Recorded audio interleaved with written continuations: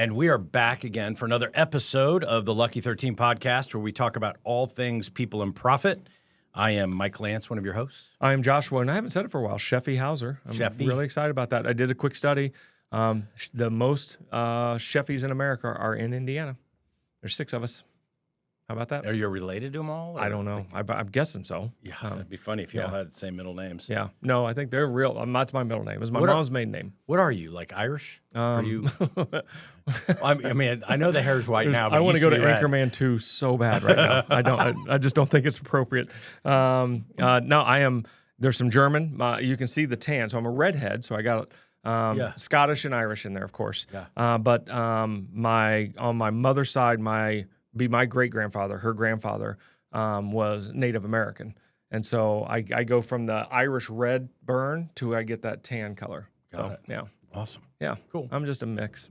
You know, I was. We're going to talk about we talked about it on our last episode about having an episode around systems. Yeah, Okay. absolutely. And we're not talking about technology systems. You know, things like Software that. stuff. We're not talking about software stuff, but it's about having repeatable processes and systems inside of your organization. So you good with going there? Let's go. Okay. I challenge you on it. So bring it. So, you know, there's a couple ways I want to kind of think about this. The first thing that I'll bring up, kind of throw back to a couple episodes that we did about what creates the increased value in someone's business. Absolutely. And so I did a little bit of research before coming in here this morning, and some data really shows that if you've got repeatable systems that are followed by everybody in your organization who have those particular responsibilities, okay? So you've created this repeatable, scalable system. Your business is typically worth anywhere from 10 to 25% more than if you don't have it. Correct. So there's the business case. There's the profit case as to why you've got to have systems for absolutely everything you do inside of an organization. Yeah, let's go surface. You see the product. Okay, that can be sold. Yeah. You see the profit. Okay, they have good margins. Yeah. But what are you really buying is the process or the systems, and then you're evaluating if the people can come along. Yeah. And so that process part, I've said it before on the show, I'll say it again. People don't build companies, processes do. Yeah. I saw a meme on LinkedIn the other day that basically said a bad system can destroy a great person every time. Yeah. What is it? Good people with bad systems look like bad people. Yeah, absolutely. It reminds me, I've brought up the last corporate job that I had many times when I was with Defender Direct. Defenders is they changed their name to. And Dave Lindsay started that business back in 1998 out of a spare bedroom. And if you were to ask Dave, he grew up from nothing to 750, 800 million before he sold it to ADT in 2019. And if you were to ask him what was the secret or what was the couple of things that contributed to the successful rise of that organization in 20 years to a $750 million company in the residential security space. Sure. He would say culture is one, and this idea that we believe that people were our greatest strategic advantage. Correct. And we invested in our people. Our mantra was businesses don't grow, people do. Yep. So if we invest in our people, our business will grow. And the other thing that he would tell you is systems. Mm-hmm. And that came from reading Michael Gerber's book, The E-Myth. E-Myth, great book. And the number one thing that stops entrepreneurs is entrepreneurs are unique at something. So Dave was unique at something, but he was not going to be able to scale his business unless he could create a system to allow other people to be able to do the things that he was doing so he could move on and do something else. And that's where you find entrepreneurs still stuck in the weeds of their business, doing stuff that they shouldn't. There's things I do every day that I really should not be doing. But I am because I haven't created good enough systems. Yeah, you're the only one who knows how to do it still. Yeah, absolutely. So I think systems are so important. I remember traveling with Dave, and we were going down to Dallas for something social, and it was a suit and tie type of thing. And we flew in. Our plane was a little bit late, and we ended up getting to the hotel, and we had like 15 minutes at the hotel to then jump in a Uber and get to where we're going. And I said, I'll meet you in the lobby. And I go down to the lobby, and I said, Dave, I forgot my belt, So I'm in a suit. Mm-hmm. The pants were a little big, on me. So I'm like pulling. I said, forgot a belt. Gonna see some crack. All of a sudden, he's just sitting in the Uber and he's doing this. I'm like, what are you doing? And he goes, I'm sending you my packing SOP. And I'm like, you're what? And he goes, I'm sending you my packing SOP. And I said, and he goes, I have a 2 to 3 day business packing SOP, a 2 to 3 day personal packing SOP, a 5 to 7 day business, a 5 to 7 he had these SOPs written out. And literally in my inbox shows up 2 minutes later, his SOP, and he goes, "You'll never forget a belt anymore." And he's got these in his closet, and when he'd go to pack, he's just checking things off. He was maniacal about systems. We even, within Defenders, you couldn't get promoted. Like we could say, "Josh, we're going to promote you. Show me your SOP book for your job." If you didn't have it, we passed over. 100%. Right? Love that. So it is so important to have these systems in place. And you can make the choice, I think, as an organization, how detailed you want it to be. Some organizations want keystroke SOPs, like where it's literally push this key, that key, that key, that key. Yep. I think EOS has it a little bit higher level, right? Correct. It's not as keystroke. Correct. Yeah, it's more a three-step process. That's what we call it. About three-step documented process. Should be simple to follow. If it's more than 4 pages, it's too many. Yeah. And so, to that point, should have a follow-by-all checklist, essentially. E-Myth and Checklist Manifesto morph together. Yeah, for sure. And so I think you recently participated in some training by a mutual colleague of ours, Brian Neal. Absolutely. Owns the Blind Zebra organization, which is a wonderful company. I don't think he calls his company a sales training company anymore. It is not. It is it's an operating system. Yeah. And it's important that we say the words operating system. So there's sales training, and then let's tie this in. EOS is an entrepreneur operating system. Yeah. It's not operating training. Yeah. And so what Brian built was essentially a scalable process so that teams of size could start having an operating system to track, and I don't want to careful with the word train, but maniacally follow a process that will get a proven result if they just use the tools inside. Yeah. Does that make sense? Yeah. And so basically his framework is he trains heads of sales, leaders, right, to be able to go and implement this. And Brian, his side gig is he's an NFL referee. Correct. So everything's kind of Blind Zebra. Blind Number 92, Zebra, boo him on Sunday. Yeah. But everything's kind of got a football vibe to it and that sort of thing. But the idea is that you can install this system like you would install an offense into this organization. And the hypothesis is that if everybody is following these processes and these systems, that they could have repeatable, scalable results. Correct. And that you use the word every time you teach a tool, one of the words inside teaching that first tool is the word install. Just like you would for football or basketball, you install a play. And so just that concept, a system isn't just written, it has to be installed. And there has to be a methodological, what's the word? Methodological approach. How about that? That's the biggest word I've ever said out loud. To making sure that you get the result you're looking for. I think you were going for a methodical approach. That too. Okay. Methylphenylene. Yeah. All right. How about that word? That's a new we ought to sell that name to a drug company. Yeah, well, right down the street from Lilly. I got a drug for you. Okay. All right, it's to get your methods up, Method Man. So he had an approach of systems get written all the time, but they're never installed purely. So you got to go through a walkthrough and an install. What is the purpose of this system? That's the number one. A lot of people build systems. What does Elon Musk says? The issue with engineers is they spend so much time building things that nobody else wants. Yeah. And so it's the same concept. If we're building a system and you can't say what it solves for, then you're missing an opportunity. And then we have to go through an install. And then that's essentially trying it on before you get to half speed and game speed. And that is an issue in systems. But the fact that he took the time to think about, at this point, the 44 core operational systems that salespeople don't have. Not training, not language, not the sizzle on the steak, the actual steak of measuring everything from how it goes into the process to how it comes out of the process and every step in between. Having that laid out, it eliminates have to think in the morning. One quick story. My 10-year-old daughter came home. Last night we had parent meeting for soccer, and she got this card. And on the card, one side has the values. Love it. Flip the card over. It's the 10 things you need to bring to every game with a grease pen, and she checks that off before she goes. Because 10-year-olds tend to do what?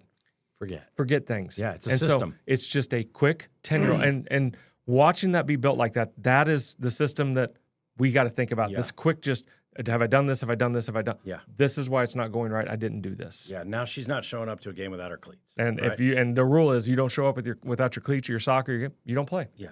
Which then if you're hurts the team, right? Because now I don't have one of my great players. Correct. And all of that, and so it definitely hurts. Well, the team. we'll hope she's a great player. Probably more genetics from her mom's side. So we're working on it. you've got.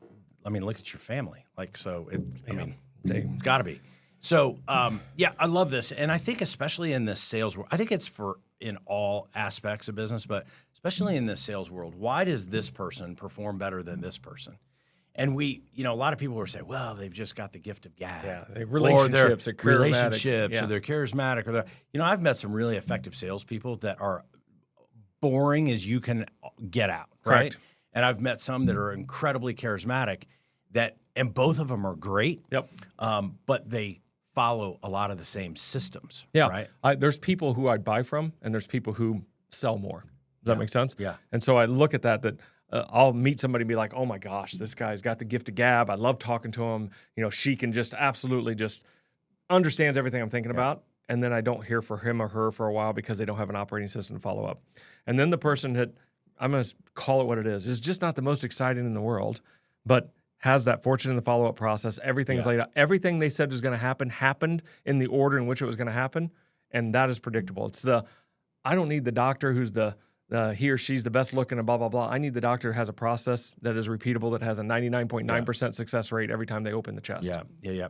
So, by the way, Brian didn't ask us to talk about this. So No. He's a good friend to both of us, but he never asked us. But I just know so many people are getting great results from what he has. Oh, my gosh, please. Shameless plug for Brian. Yeah, for sure. And he's got 2 fantastic podcasts that when you're done listening to ours, you could flip over and listen to his. Absolutely. And so I encourage you to check those out. But why don't we talk about a couple of the tools? Yeah.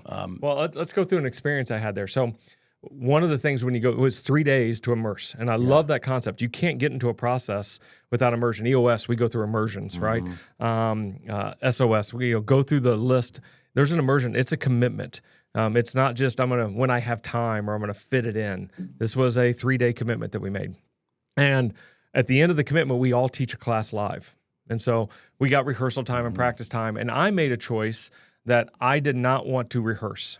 I wanted to, and I prep for all my stuff except our podcast. But I wanted to say I could open the book 5 minutes before. Is this process good enough that because I have the fundamental concepts of what Brian taught me over 2 days, I could open any tool at any time and within 5 to 10 minutes be prepped and then teach the class. And so as I walked up 10 minutes before it was my turn, I opened my tool. I just flipped to a tool. That's the tool I'm going to teach. And then I followed the process as written. It was 2 pages. As written, it said, here, tell your personal story. Here, have them do this. Here, have them. And it went so smoothly. And I didn't have to be the performer, which is what I think most sales trainers and most people who walk in when they think about systems and processes, you got to perform. This isn't performance-based. This is follow the rules, follow the tools. I don't want a doctor doing interpretive dance while they're scoping my knee. I don't need that. I don't need to know that they listen to this kind of music. I need to know that they have a process that they follow to get things done. Yeah. And so it's that same prescription, if you will, because we do a diagnosis of what the problem is beforehand. Now, the prescription says do this, this, and this. That's what a system is to me. It's just physical therapy with an order. Yeah. I think one, and I will tell you, I'm kind of share a couple of tools that Please. I love. Yeah, I'd love to dive into them. So, as you know, we got a couple of people certified from our organization last December, and we teach this to our salespeople as well as our advisors that are throughout the country that we support in setting up their own HR consulting businesses. And one of the things that I love about his process, one of the things is how he teaches the seller to be in control of the process. Correct. By educating the buyer on what the process is. What's going to happen next. I always say to my doctor, you can do anything you want to me within reason, but you have to tell me you're doing it first. I don't like to be surprised, right? That makes a lot of sense in certain doctor's appointments. Okay. So, but that Brian's methodology is kind of going to the seller and saying, here's the process. And I'm going to remind you where we are in the process at all times, right? Absolutely. And so everybody can kind of have their own steps in the process. For us, we have an enticing the conversation stage, we have a discovery stage, we have a proposal presentation stage, and we have a go no go stage. Yeah. And we teach our people roll that out early on so that the buyer always knows where they sit in the process. Correct. And we let them have the ability to pull the ejector seat anytime they want. Right? It doesn't make any sense for us to go to the next stage if you don't force vibing with me and I'm not vibing with you. So let's have that open. So I love that to be able to stay because so many times whether you're a buyer or seller, you don't know where you are in the process. Correct. Or if you're a seller and you give all of your power away to the buyer, you're at his or her schedule and timeline. Love it. Yeah. And he makes it very visual, shows them exactly where they're at. And they don't do anything without a BZSOS tool, which is a clear future date. Yeah. You don't do anything without the next date. And they share that with the buyer from the very beginning, that we're always going to have a clear future date. Yeah. Because leaving it out there in limbo is not good for you and it's not good for me. Yeah. So share what a clear future date is. Clear future date is it's nothing till it's something, if I can simplify it. So you and I say, hey, let's have our podcast next week. That's not a clear future date. Yeah. Let's do it next Thursday. That's not a clear future date. Let's do it next Thursday at 10. Still not there. That's right. Let's do it next Thursday at 10 at Launch Fishers. And we're almost all the way there. Now I just want to make sure, what's the agenda? What are we going to do? And then that's a clear future date. I'm going to take you a step further. Please. It's not a clear future date till all of those things happen. And a calendar invite is sent, and the green check mark shows up in the calendar. I'm so glad you cleared that up. Yeah. Because it's a clear future date in my mind. Yeah. But if it's still showing maybe, that's not a clear future date. I need that accept on the calendar. Yeah. And so if you're not sending that calendar invite and getting the check, think about all your salespeople. How many clear future dates do you have set for the next week? 7. Pull them out, and you see that 3 of them don't have an exception, have an accepted invite, and 1 of them's not even on the calendar. They have 3. Yeah. They don't have 7. But what happens is in their mind, they feel like they have 7, and that's not real. Yeah. They're playing with a false reality, which means the results that they're planning for are not going to happen. Yeah. So I think I shared with you guys, my daughter got engaged. And Did you guys set a clear future date? clear future date, September 19th, 2026. There you go. At 4:30 in the afternoon. So we don't have green check marks yet because the invites haven't been sent out. But got it. But we threw an engagement party for her on Saturday night at our house.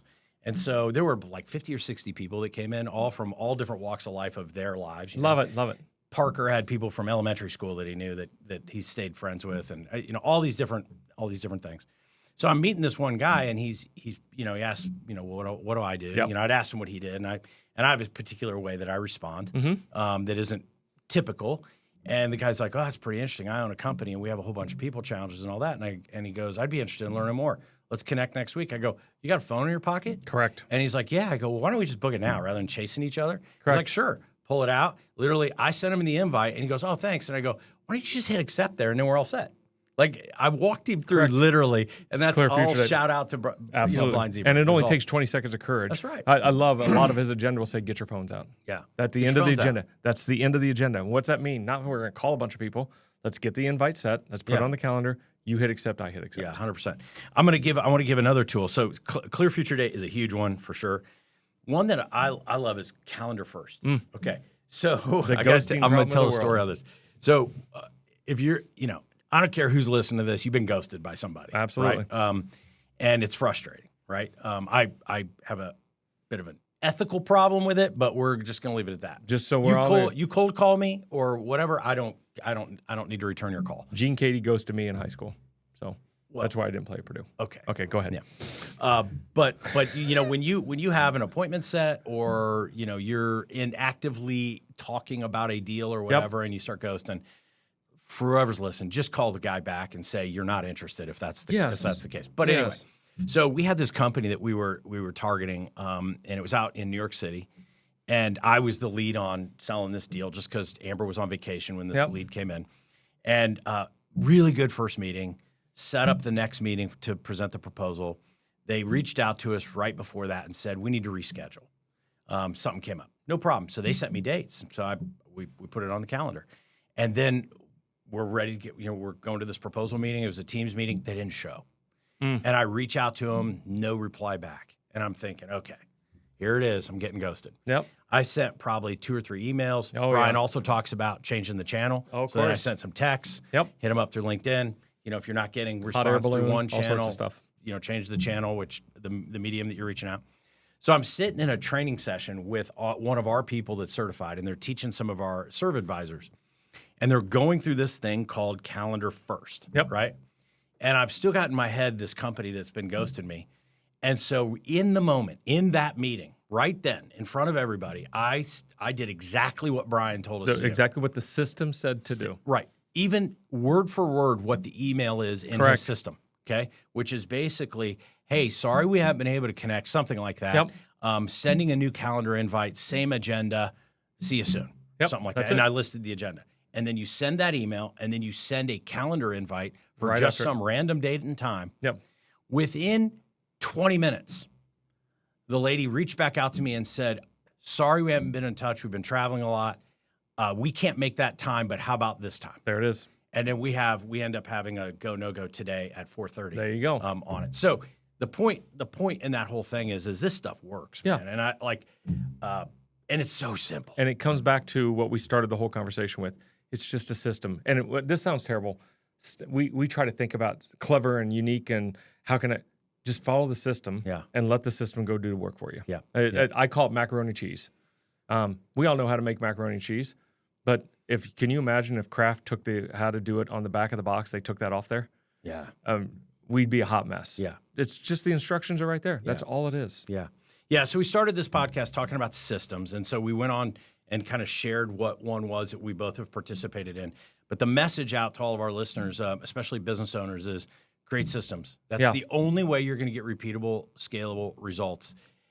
If you need the business case for it, your business can be worth 10 to 25% more. Absolutely. If you've got these systems in place, you're going to feel a whole lot better about it, because when you go on vacation and everybody's just following the system, then there's peace while you're on the job, and there's actually a destination when you're done with it. Yeah. So create systems. Love it. Yeah, great convo. All Thanks day, a lot. twice on Sunday. See ya.